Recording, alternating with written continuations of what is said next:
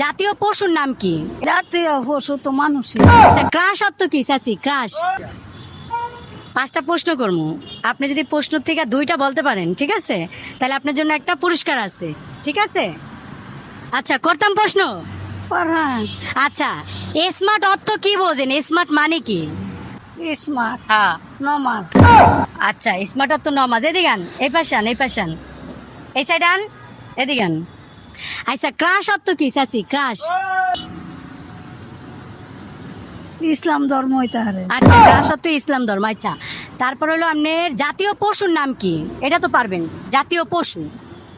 জাতীয় পশু তো মানুষই। আচ্ছা, জাতীয় পশু মানুষ, ঠিক আছে। তাহলে জাতীয় পশু হলো যে মানুষ। আচ্ছা, তাহলে এখন আমরা তাহলে ধরি একটু জাতীয় পাখি কি চাচি? পাখি, জাতীয় পাখি। জাতীয় পাখি তো ঈগল পাখি আছে। হ্যাঁ, ঈগল পাখি।